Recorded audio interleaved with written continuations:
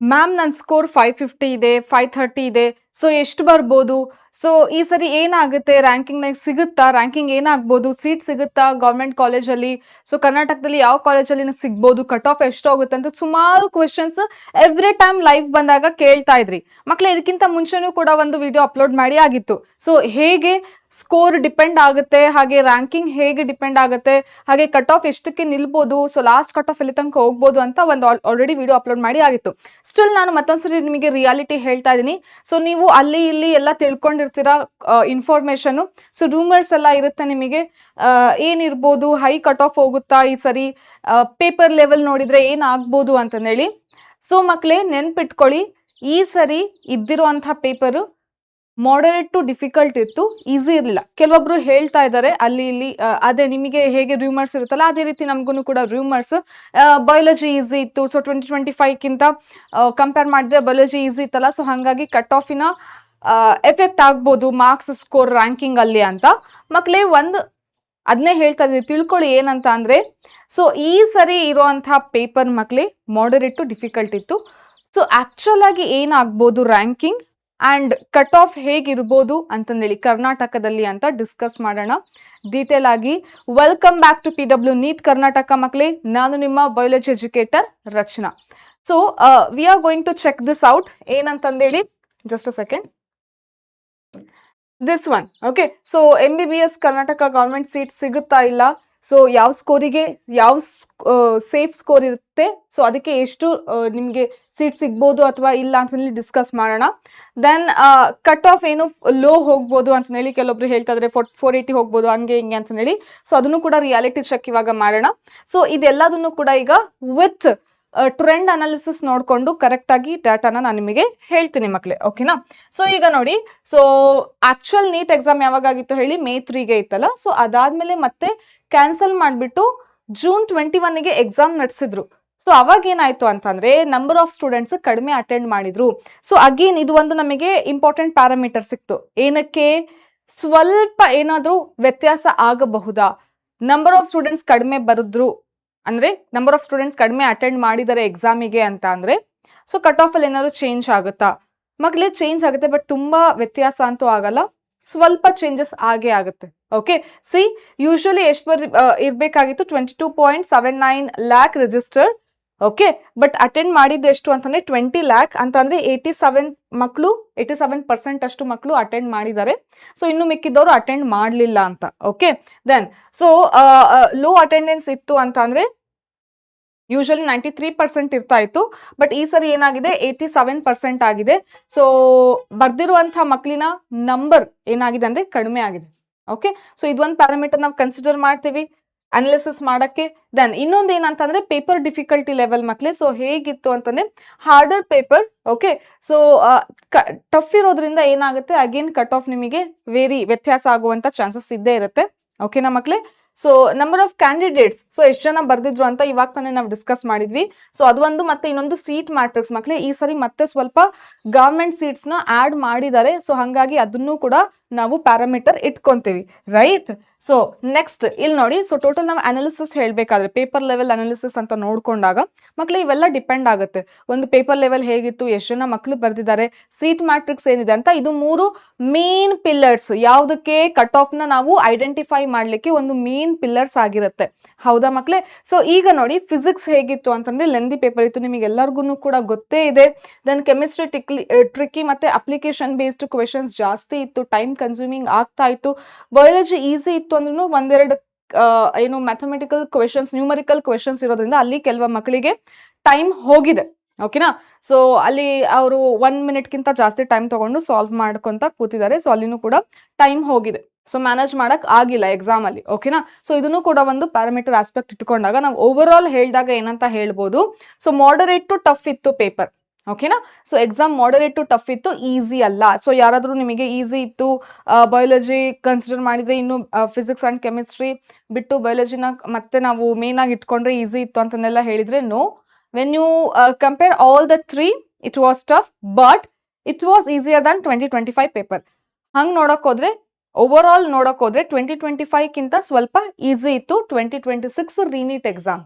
Right. So ಹಾಗಾಗಿ ಅದರಷ್ಟು cut off ಇರೋದಿಲ್ಲ. ಆಲ್ಮೋಸ್ಟ್ ಅದೇ ರೀತಿ ಕಟ್ ಆಫ್ ನಿಮಗೆ ಈ ಸರಿನೂ ಕೂಡ ನೋಡ್ಲಿಕ್ಕೆ ಚಾನ್ಸಸ್ ಇರುತ್ತೆ. ಸರಿನಾ ಮಕ್ಳೇ? ಸೊ ಈಗ ನೋಡಿ ಟ್ರೆಂಡ್ ಅನಾಲಿಸಿಸ್ ನೋಡುವ ನಾವು. ಸೊ ಅದಕ್ಕಿಂತ ಮುಂಚೆ ಹೇಗೆ ಸೀಟ್ ಮ್ಯಾಟ್ರಿಕ್ಸ್ ಡಿಸ್ಟ್ರಿಬ್ಯೂಟ್ ಆಗುತ್ತೆ ಅಂತ ತಿಳ್ಕೊಳ್ಳಿ.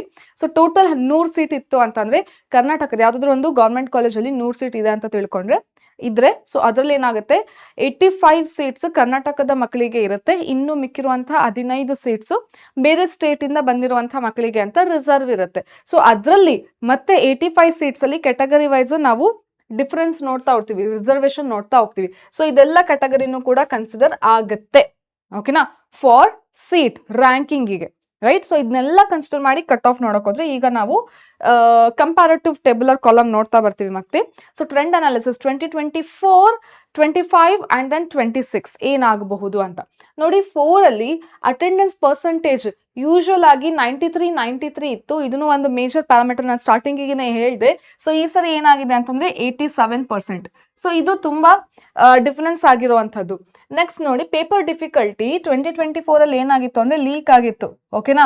ಸೊ ಅಲ್ಲಿ ಈಸಿ ಇತ್ತು ಪೇಪರ್. ಅದಾದ್ಮೇಲೆ ಕೆಲವು ಮಕ್ಕಳಿಗೆ ಮಾತ್ರ ಇನ್ನೊಂದು ರೀನೀಟ್ ಎಕ್ಸಾಮ್ ಮಾಡಿಸಿದ್ರು, right. So but 2024 paper was easy. ಇಲ್ಲಿ ನೋಡಿ 2025 ಅಲ್ಲಿ ತುಂಬಾ ಡಿಫಿಕಲ್ಟ್ ಇತ್ತು. ಓಕೆನಾ? ಸೊ ತುಂಬಾ ಡಿಫಿಕಲ್ಟ್ ಇತ್ತು when compare to again re NEET exam of 2026 compare ಮಾಡಿದ್ರೆ 2025 ಪೇಪರ್ ಎಲ್ಲದಕ್ಕಿಂತ ಡಿಫಿಕಲ್ಟ್ ಇತ್ತು. ಹಾಗೆ ಎಕ್ಸಾಮ್ ಸ್ಟೇಟಸ್ ಇದು ನಾರ್ಮಲ್ ಸಿಂಗಲ್ ಅಟೆಂಪ್ಟ್, ಇದನ್ನು ಕೂಡ ಸಿಂಗಲ್ ಅಟೆಂಪ್ಟ್ ಇತ್ತು, ಬಟ್ ಇಲ್ಲಿ ಡಬಲ್ ಅಟೆಂಪ್ಟ್ ಇತ್ತು. ಓಕೆನಾ? ಸೊ ರೀನೀಟ್ ಎಕ್ಸಾಮ್ ಕಂಡಕ್ಟ್ ಮಾಡಿದ್ರು. ದೆನ್ ಇಲ್ಲಿ ನೋಡಿ ಮಕ್ಕಳೇ, so general government seat quota. So ಎಷ್ಟು ಸ್ಕೋರ್ ಇರಬೇಕಾಗಿತ್ತು ಅವಾಗ 2024 ಅಲ್ಲಿ ಸೀಟ್ ತಗೋಬೇಕು, ಹೈಯೆಸ್ಟ್ ಕಟ್ ಆಫ್ ಎಷ್ಟಿತ್ತು ಅಂತಂದ್ರೆ that is around 640 to 680. That was the highest cut off. ಓಕೆನಾ? ಸೊ ಅದಾದ್ಮೇಲೆ 2025 ಅಲ್ಲಿ ಅಂದ್ರೆ ಟಾಪ್ ಗೌರ್ಮೆಂಟ್ ಮೆಡಿಕಲ್ ಕಾಲೇಜ್ ಅಲ್ಲಿ ಸೀಟ್ ಬೇಕು ಅಂದ್ರೆ ಎಷ್ಟು ಕಟ್ ಆಫ್ ಇರಬೇಕು, ಎಷ್ಟು ಸ್ಕೋರ್ ಇರಬೇಕು ಅಂತ ನೋಡ್ಕೊಳಕ್ ಹೋದ್ರೆ 2025 ಅಲ್ಲಿ 560 to 620 ಇತ್ತು. ಸೊ ಈಗನೂ ಕೂಡ ಅದೇ ರೀತಿ ಬರುತ್ತೆ. ಓಕೆನಾ? ಸೊ ಸ್ವಲ್ಪ ಏನೋ ಸ್ಲೈಟ್ ಆಗಿ ವೇರಿ ಆಗ್ಬೋದು, ಬಟ್ ಆಲ್ಮೋಸ್ಟ್ ಅದೇ ರೀತಿ ಈ ಸರಿನೂ ಕೂಡ ಇರುತ್ತೆ ಮಕ್ಕಳೇ. ಸೊ ನೆನ್ಪಿಟ್ಕೊಳ್ಳಿ. ಸೊ ಲೈಕ್ BMCRI, MMCRI ಅಲ್ಲಿ ನಿಮಗೆ Bengaluru medical college, Mysuru medical college, top medical colleges ಅಲ್ಲಿ ಸೀಟ್ ಬೇಕು. ಸೊ ಜನರಲ್ ಮೆರಿಟ್ ಇದೆ ಅಂತ ಅಂದ್ರೆ ಸೊ ಕಟ್ ಆಫ್ ಈ ರೀತಿ ನಿಂತ್ಕೊಳ್ಳುತ್ತೆ 560 to 620, ರೈಟ್. ಸೊ ಅದಾದ್ಮೇಲೆ ನೋಡಿ OBC 2A, 2B, 3A, 3B ಇದನ್ನು ಕೂಡ ಸ್ಟೇಟ್ ಕೋಟಾ ಜನರಲ್ ಆಗಿ ಹೇಳಕ್ ಹೋದ್ರೆ 600 to 640 ಇತ್ತು. ಆಮೇಲೆ 520 to 590. ಸೊ ಈ ಸರಿ 500 to 580 ಎಕ್ಸ್ಪೆಕ್ಟೆಡ್. ಓಕೆನಾ? ಸೊ ಅಷ್ಟು ಆಗಬಹುದು ಅಂತ. Then SC state quota. ಓಕೆನಾ? ಸೊ SC 550 to 600 ಇತ್ತು. Okay, 450 to 520. ದೆನ್ ಈ ಸರಿ ಏನಾಗ್ಬೋದು 430 to 500 expected. Okay, so SC state Kota ಇಷ್ಟು ಆಗುತ್ತೆ ಮಕ್ಕಳು. ಇದು ಜನರಲ್ ಆಗಿ ಹೇಳ್ತಿರುವಂಥದ್ದು. ಓಕೆನಾ? ಸೊ ST ಸ್ಟೇಟ್ ಕೋಟಾ ನೋಡಕ್ ಹೋದ್ರೆ ಸೊ ಈ ಸರಿ ಎಷ್ಟಾಗ್ಬೋದು 400 to 470 ಎಕ್ಸ್ಪೆಕ್ಟ್ ಇದೆ. ಓಕೆನಾ? ಎಕ್ಸ್ಪೆಕ್ಟೇಷನ್ ಇದೆ. ದೆನ್ EWS ಕ್ಯಾಟಗರಿಯಲ್ಲಿ ನೋಡಕ್ ಹೋದ್ರೆ ಸೊ 2025 ತರನೇ ಇರುತ್ತೆ. ಸೊ ಮೇಜರ್ ಚೇಂಜಸ್ ಇರಲ್ಲ. 500 to 580 ಇದರಲ್ಲಿನೂ ಕೂಡ ನಾವು ನೋಡ್ತೀವಿ. ದೆನ್ ಪ್ರೈವೇಟ್ ಓಪನ್ ಕಾಲೇಜಸ್ ಮಕ್ಕಳೇ. ಸೊ ಇದರಲ್ಲಿ ಏನಾಗುತ್ತೆ ಅಂತಂದ್ರೆ ಅಗೇನ್ 460 to 530 ನಾವು ಎಕ್ಸ್ಪೆಕ್ಟ್ ಮಾಡಬಹುದಾಗಿರುತ್ತೆ ಮಕ್ಕಳೇ. ಇದರಲ್ಲಿ ನಾವು ಜನರಲ್ ಆಗಿ ಡಿಸ್ಕಸ್ ಮಾಡಿರುವಂತದ್ದು, ರೈಟ್. ಸೊ ಒಂದು ಅಂದಾಜು ಇಷ್ಟು ಬರಬಹುದು ಅಂತ ಅಂದ್ರೆ ಅದಕ್ಕಿಂತ ಲೋ ಇರುತ್ತೆ, ಕಟ್ ಆಫ್ ಲೋ ನಿಂತ್ಕೊಳ್ಳುತ್ತೆ, ಬಟ್ ಇಷ್ಟು ಇರಬೇಕು ಅನ್ನೋದು. ಓಕೆನಾ? ಸೊ ಇಷ್ಟು ಹೈಯೆಸ್ಟ್ ಅನ್ನುವಂಥದ್ದು, ಇದು ಕಟ್ ಆಫ್ ಹೈಯೆಸ್ಟ್ ಅನ್ನುವಂಥದ್ದು, right. See this is expected which is highest. Okay, ಅದಕ್ಕಿಂತ ಲೋನು ಕೂಡ ಇರುತ್ತೆ. ಸಪೋಸ್ ಇಲ್ಲಿ ಎಕ್ಸಾಂಪಲ್ ತಗೊಂಡಿದ್ದೀನಿ ನೋಡಿ, 560 to 620 ಯಾವ್ದು ಹೇಳಿರೋದು ಟಾಪ್ ಮೆಡಿಕಲ್ ಗವರ್ಮೆಂಟ್ ಕಾಲೇಜಸ್ ಇಂದು. ಬಟ್ ಇನ್ನು ಬೇರೆ ಬೇರೆ ಕಾಲೇಜಸ್ ಎಲ್ಲ ಇದಾವೆ. ಓಕೆ, ಸೊ ಅದರಲ್ಲಿ ಬರೀ 530, ರೈಟ್. ಸೊ 530, 540 ತಗೊಂಡ್ರು ಕೂಡ ಸಿಗುತ್ತೆ. ಅರ್ಥ ಆಗ್ತಿದೆನಾ? ಸೊ ನಾನು ಇಲ್ಲಿ ಹೇಳ್ತಿರೋದು ಎಲ್ಲ ಏನು ಅಂತಂದ್ರೆ ಟಾಪ್ ಕಾಲೇಜಸ್ ಇಂದ ಸ್ಕೋರ್ಗಳು ಇಷ್ಟು ಇರಬೇಕು ಅಂತ ಕಾಲೇಜಸ್ಗೆ ಅಡ್ಮಿಷನ್ ತಗೋಬೇಕು ಅಂತಂದ್ರೆ. ಬಟ್ ಇನ್ನೂ ಬೇರೆ ಗವರ್ಮೆಂಟ್ ಕಾಲೇಜಸ್ ಇದೆ, ಸೆಮಿ ಗವರ್ಮೆಂಟ್ ಕಾಲೇಜಸ್ ಇದೆ. ಸೊ ಅದರದನ್ನು ಕೂಡ ನಾವು ಟ್ಯಾಲಿ ಮಾಡ್ಕೊಂತ ಹೋದ್ರೆ ಒಂದು 30 ಮಾರ್ಕ್ಸ್ ವೇರಿಯೇಷನ್ ಇಟ್ಕೊಂಡ್ರು ಕೂಡ ಸೀಟ್ ಸಿಗುವಂತ ಚಾನ್ಸಸ್ ಇರುತ್ತೆ ಮಕ್ಕಳೇ. ಅರ್ಥ ಆಗ್ತಿದೆನಾ? ಸೊ ಒಂದು ಓವರ್ ಆಲ್ ನಿಮಗೆ ಪಿಕ್ಚರ್ ಹೇಳ್ತಾ ಇದೀನಿ ಯಾವ ರೀತಿ ಇರುತ್ತೆ ಅಂತಂದೇಳಿ.